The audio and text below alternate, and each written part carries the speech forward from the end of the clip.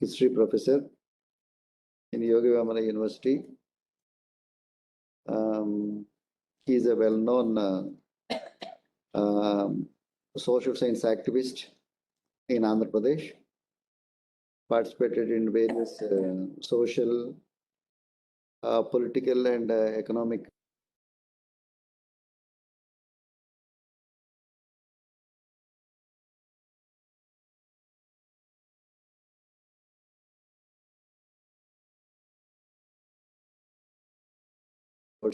on this occasion. Good afternoon to everybody, those who are participating in the webinar.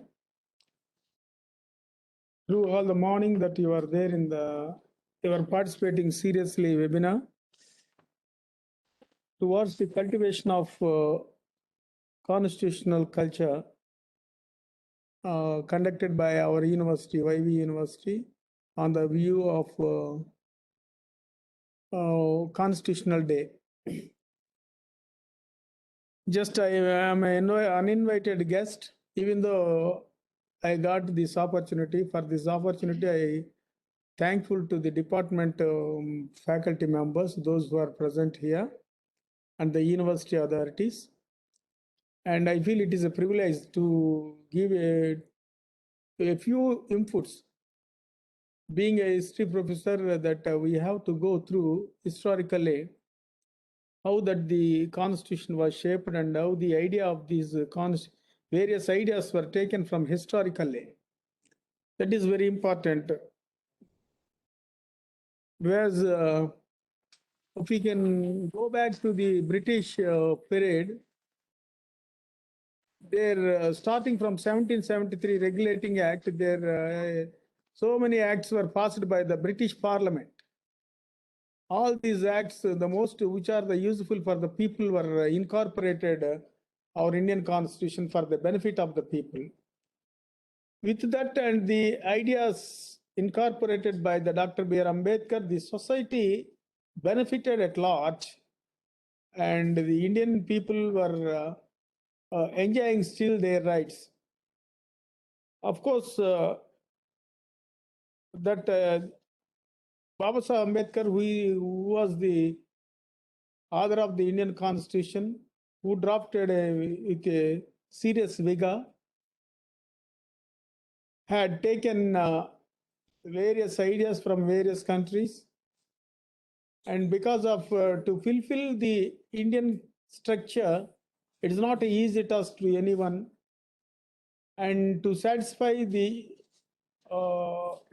requirements of all sections of the society, it's very important for one to go through the various constitutions which fulfill the desires of all the people, and he did that. And if you can go to the American Constitution, there they did not want to go to the other constitutions. If we can go to the British Constitution, that is the unwritten constitution, we know that they don't go to any constitution, but they have the one nation. But here, if you can go through historically, that there is a troubled problems faced by the Indian history. For that, the various nations entered into this country and settled here and maintained their identity. And for their identity, that the constitution should satisfy their problems. And to do all these things, the author of the constitution had kept in mind almost all the various ideas to run the show, to run the society at large peacefully and without any disturbances, that he did that.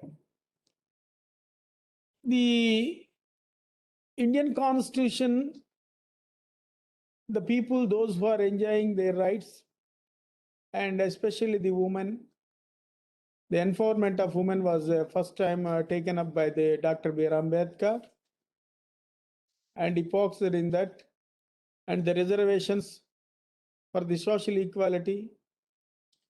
If you can see that the political reservation, where we have in the 84 members in the parliament, SCs and 47 ST MPs were elected through people's representation because of the constitution. If they don't have a reservations in the elections, that they cannot win a single seat, it is not a possible, because it is dominated by the people, those who are caste dominated as well as the financially dominated. If the financially those people are sound like a Babu Jagat Jeevan Rao, even though he could not win the elections because of caste prejudice. So these caste prejudice were controlled by this constitution, and equal rights were given to everyone. And not only that, constitutional protection is more important than anything to the people to live like a human being. Prior to that, because of the traditions and the customs of this land, still reigning the people. The previous speaker also spoke that the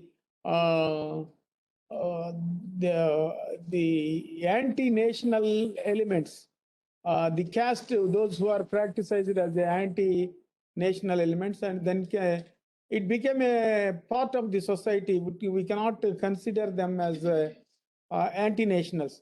If we can follow that procedure, then 70% of the people may be considered as anti-nationalists. So, keeping in mind, and you have to analyze the minds of the people, how to treat the human being, the fellow human being, on par with the other nations. If these discrimination cannot find in any nation, there is also discriminations of racial, not a caste discrimination. So this is a very severe thing in this country. To overcome this country, the large constitution was drawn, which is the largest written constitution in the world. And we can find every solution in the constitution. Such a great constitution was given to the people of this country. Still the people are enjoying, though that there is amendments are taking here and there, and more than 100 amendments were taken, and time being where people desire it, and then automatically the constitution will take some more articles to be changed. And this was happening, and every possibility was incorporated in the constitution. So this constitution is a remedy for all the problems which prevail and which is going to be prevailed in India, so that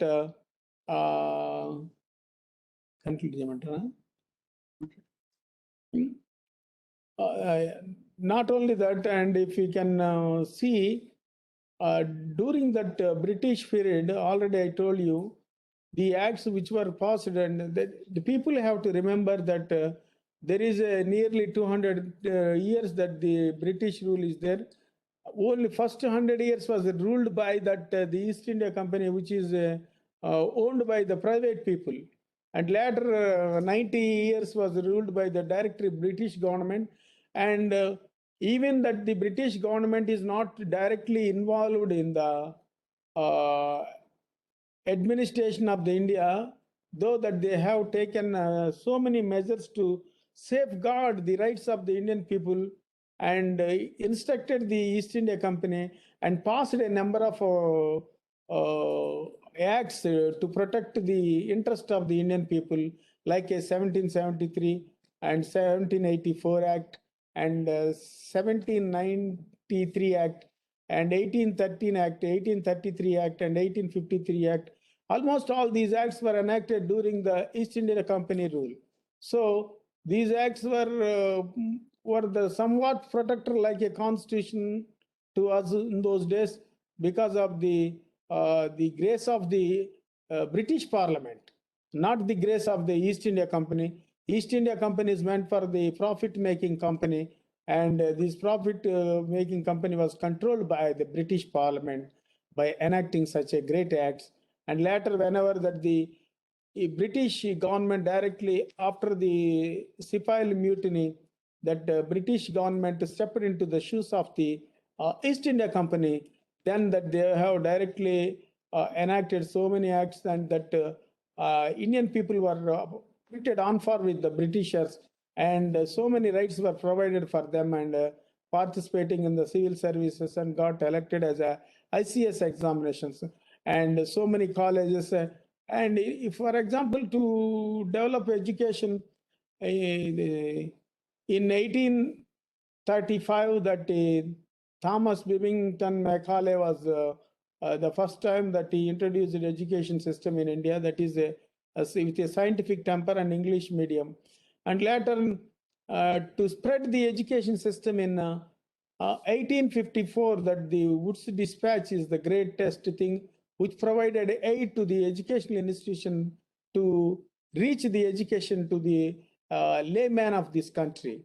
And the same way that the other act is also the 1882 Hunter Act is also did a lot for the development of education. Very first in 1833 Act was provided 1 lakh rupee for the education of India.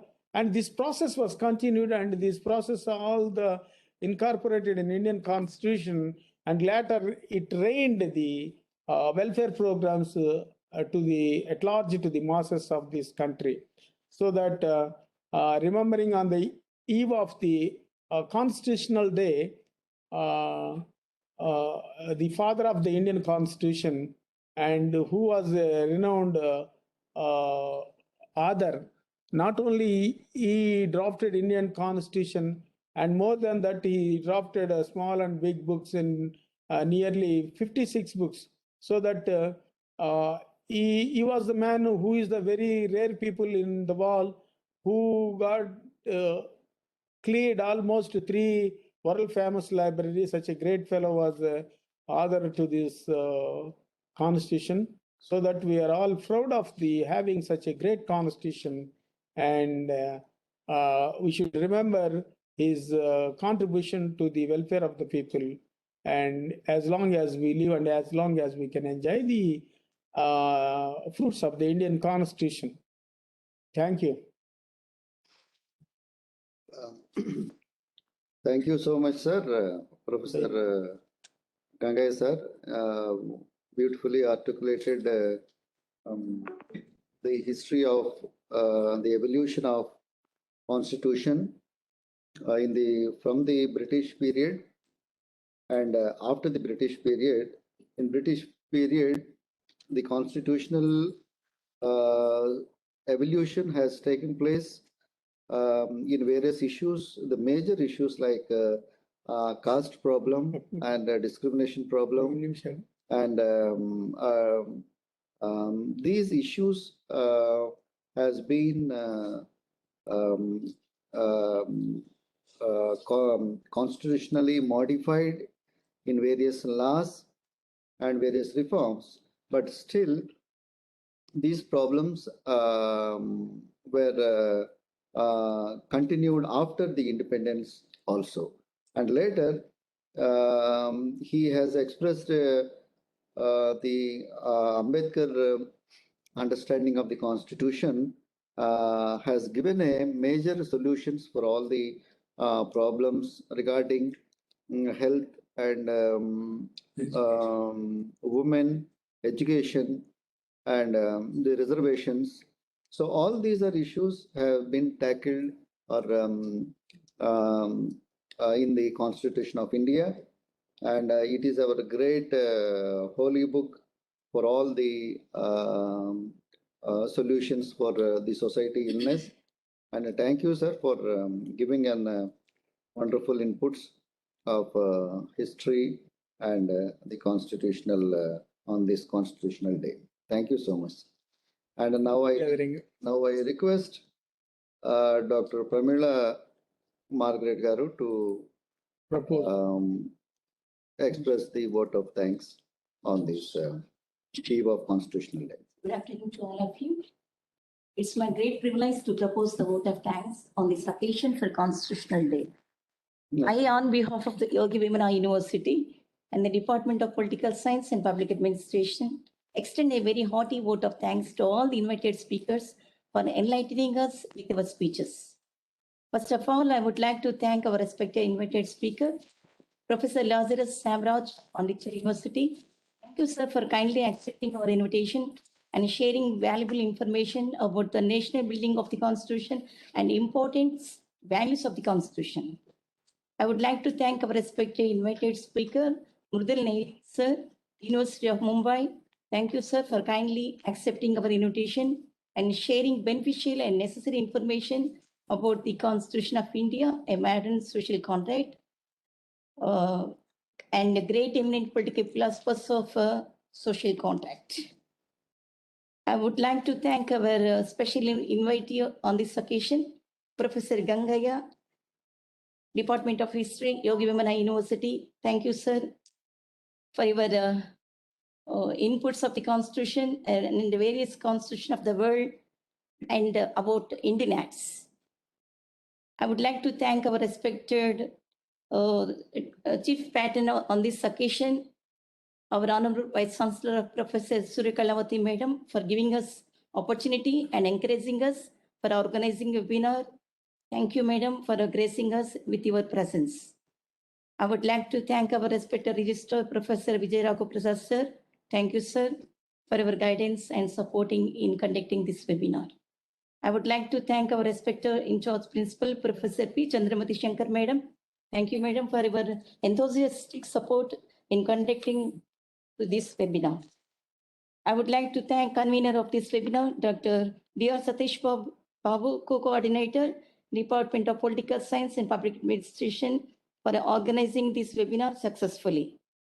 I would like to thank Dr. S. Govardhan Naidu, Associate Professor, Department of Political Science and Public Administration, for conducting the invited speaker on this occasion. Interacting. Thank you, sir, for organizing this webinar successfully. I would like to thank Dr. G. Parvati, Associate Professor, Department of Political Science and Public Administration. Thank you, Madam, for your supporting. I would like to thank Dr. T. Vinay Kumar, Academic Consultant. Thank you, Vinay, for organizing this webinar successfully. I would like to thank to Anil Kumar for technical assistance. I would like to thank all faculty members from various departments, non-teaching, research scholars, students of 5EU, print and press, media, and all the participants for your active participation. Once again, thank you all for making this webinar a grand success with your contribution. Thank you. We thank you, Madam.